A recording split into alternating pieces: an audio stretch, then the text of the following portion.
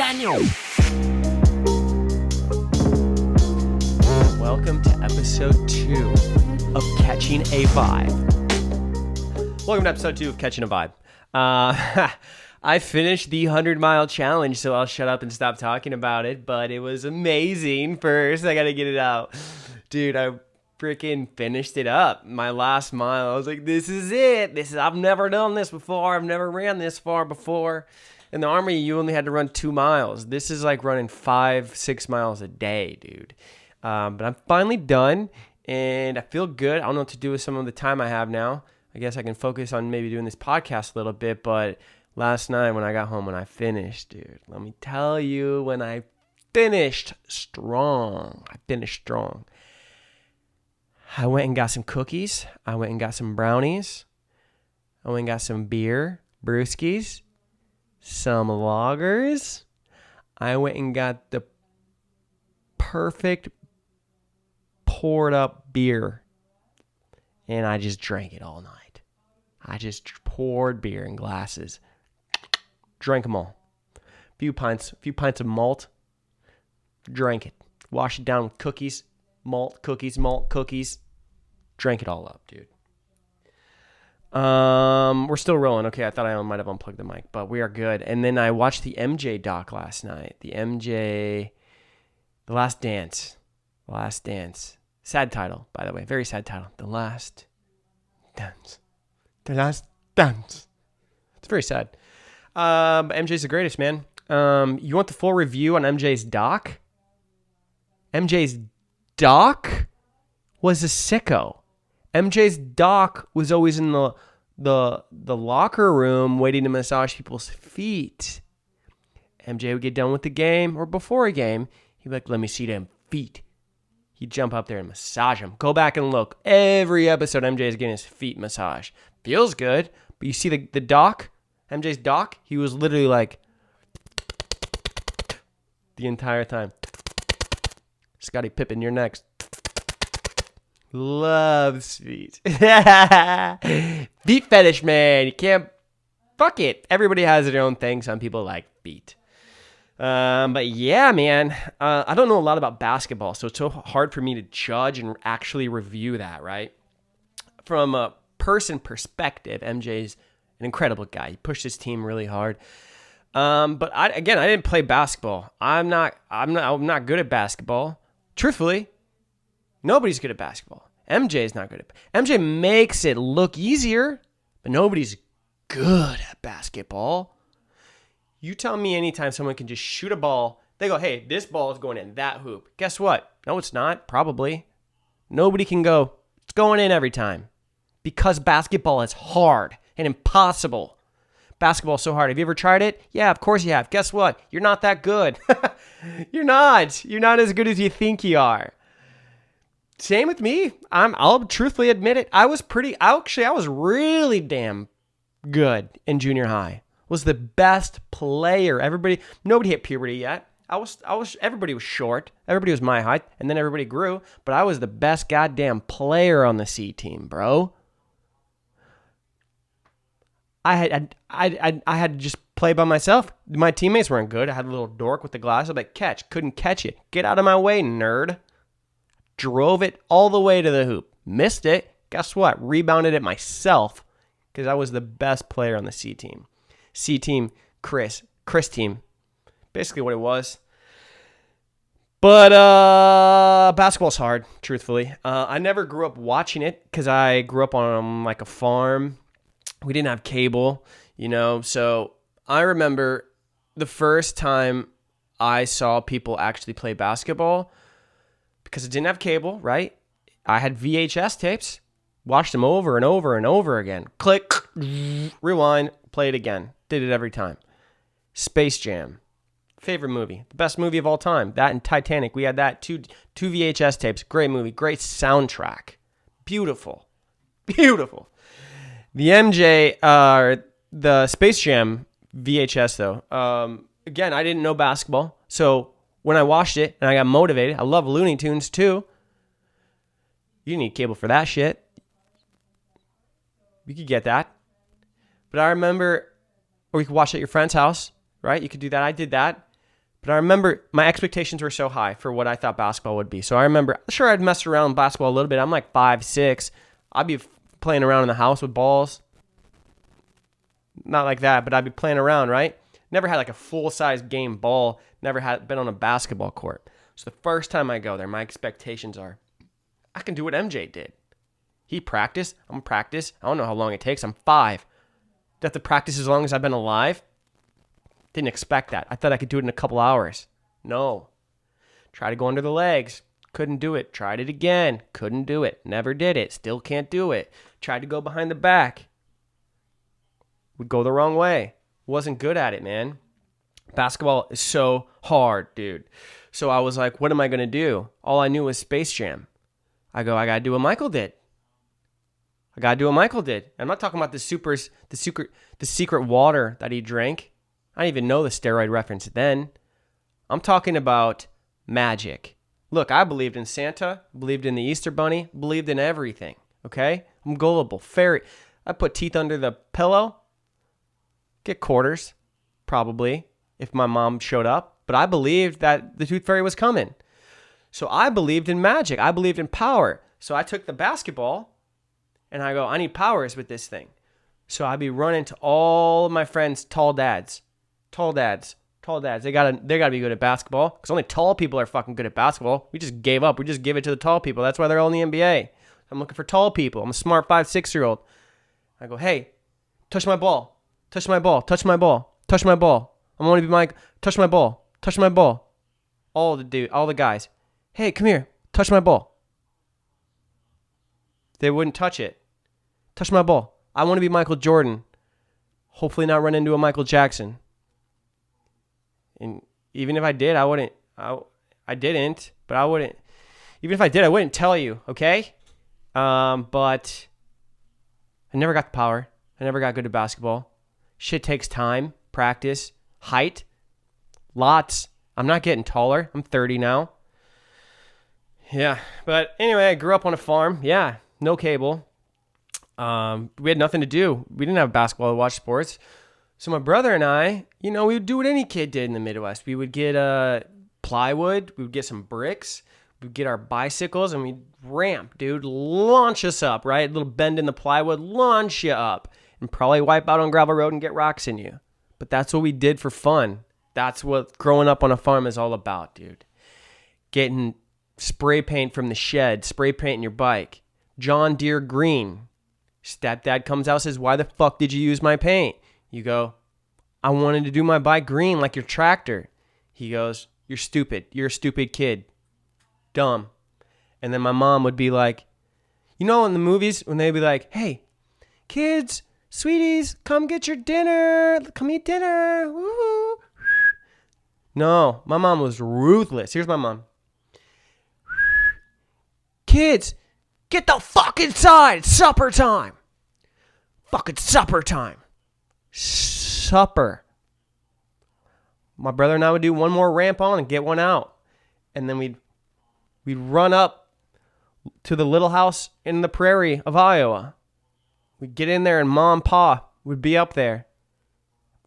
Food on the table for supper. With pop to drink. They'd say, here's your corn on the cob. Here's your corn on the cob and biscuits and gravy. So good, biscuits and gravy, by the way. I don't know how they do in the Midwest, but there is so good. But my mom always called her biscuits and gravy.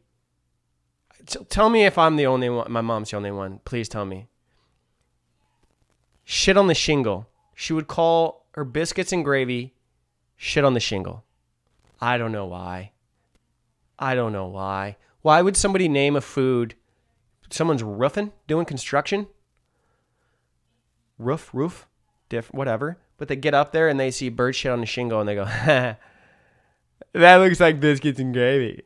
I'm going to call it that now. And then it caught on. Shit on the shingle. Doesn't matter. I love shit on the shingle. It's so good.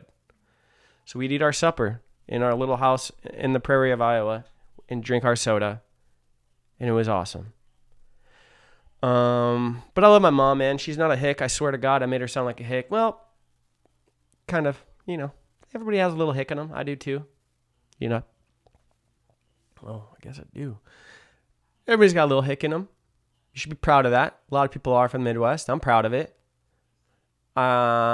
Used to chew a little bit. Call me a hick if you want, okay? Hick. Whatever. But, yeah, man.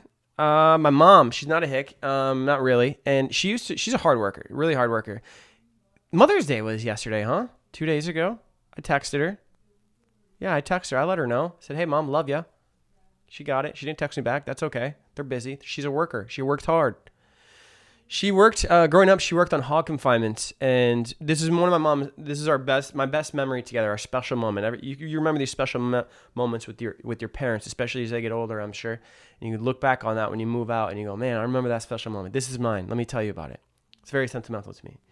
My mom worked at hog confinements, which is basically, there's different kinds. There's like nurseries where it's like little piggies. And then there's the big piggies. And then they go get slaughtered and then you eat them for bacon later. But she was working at a little nursery little piggy thingy. And she goes, hey, you want to come with me and look at the little piggies? And I'm like, yeah. If I don't, I'm probably in trouble. Right? You just want some help. So I'd go with her. Cutest little piggies ever. So cute. And then she goes, yeah, they're really cute, huh? I go, yeah. And she's like, well, one's going to die. I'm like, what? She goes, but you can save it. I'm like, what is going on? So she was trying to teach me a valuable lesson, right?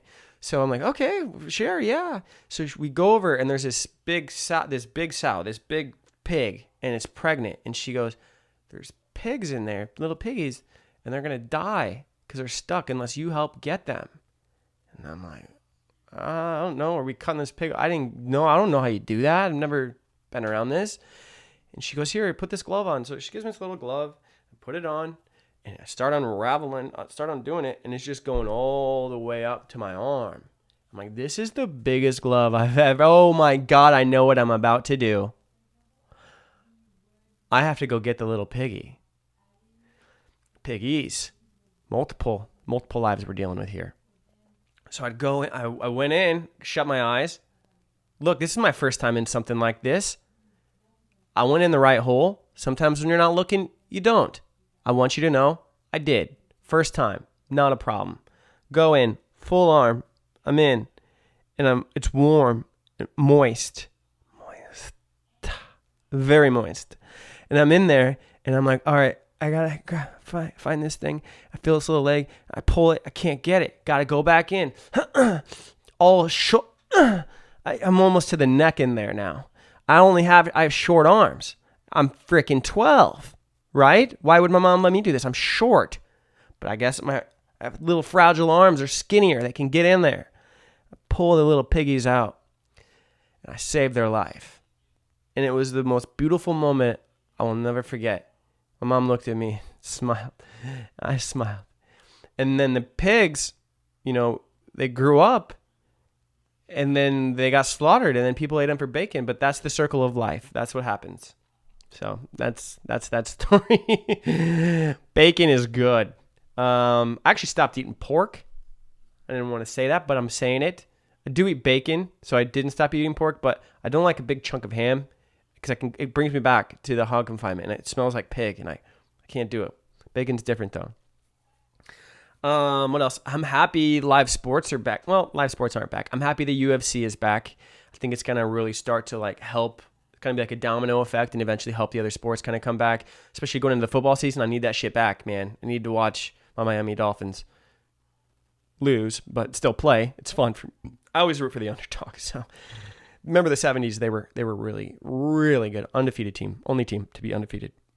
Remember Patriots almost did it, and then they didn't. So, but yeah, UFC's on, man, and it's super funny. It's crazy because they're in this arena.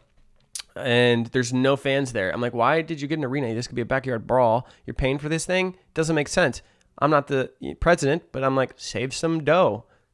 That's what I would do. Live stream that shit. I guess pay-per-view. You can make more money. But still, it's in this arena, right? You can hear a fucking pen drop in there. So when they're fighting, you can hear the corners yelling. You can hear everything. You can hear the commentators, right? Joe Rogan's talking. He has to be quiet because if he goes, oh, well, his strategy is this, then they know. They know what the other guy's doing. So you have to kind of be quiet, right? But that's fine. That's all fine. That's part of fighting. My favorite part about this, though, I thought about this. I'm watching it. They had the fights yesterday on Wednesday, fight night, and then they had them pay-per-view just this last Saturday. So I'm watching it, though. And this ring girl comes out, right? And what do ring girls do besides wear a bikini? She comes out and she's holding the card. And she walks on all 8 sides because it's an octagon. Octagon has 8 sides. So anyway, just teaching you things. So she holds the round 1 thing, right? And she walks around to like show all 8 sides. And I'm like, what the fuck? There's nobody in this fucking auditorium, dude. So like, I'm like, well, maybe it's just for us. And then I'm looking at the TV and I'm like, it says round 1. It even says what color of shorts the fighters are wearing. I don't need this girl. So obviously they just used her for a bikini, but part of the show, I guess. But why round 1? I know I'm not a fan there. So I'm not like a drunk fan who does like, oh, what round? Oh, the bikini girl. I'm always looking at her. She knows what round it is. Oh, it's the second round. No, I'm drunk at home and it's easier because it's right there. But so she goes back and she sits, she goes back down the couple of stairs like that. And then she sits in her little chair. And then arenas are so cold. So cold. So she's like the only fan there now. And imagine your only fan is a girl in the bikini. So she sits down in the bikini, and it would kind of cut over to her. You could see her in like the back end sometimes when you see the commentators, and she's just like, please be round 2. She just wants to get up and start walking so she can do round 2. Like, it was so sad, but so funny, dude. I was like dying. I'm like, why do they even have this girl right now? But yeah, man, that's pretty much it. Second episode, we're going to keep this one short. Short and sweet. Sweet. I need to eat dinner, supper, sweet. I need food. I need sweets. I got the sweet tooth now that running's over.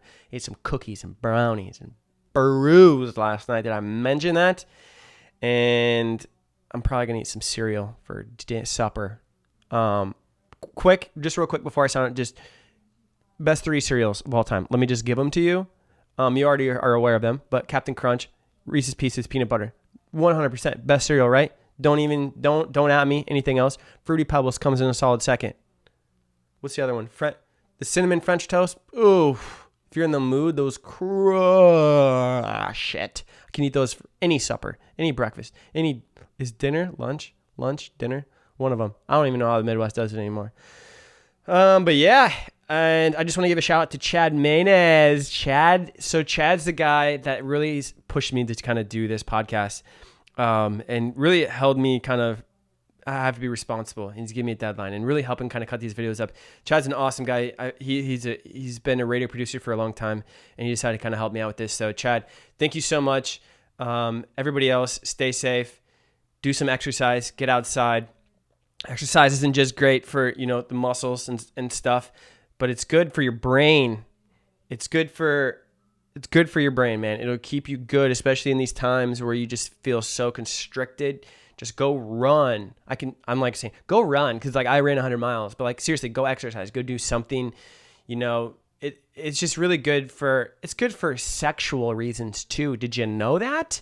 Get that blood pumping, dude, and then get back. See how you feel then. You start to feel good. Your endorphins are going off. You get a little tingly down there. This is getting weird. I don't want to talk about sex. All right, I'm going to sign off. All right, guys. Later. Daniel.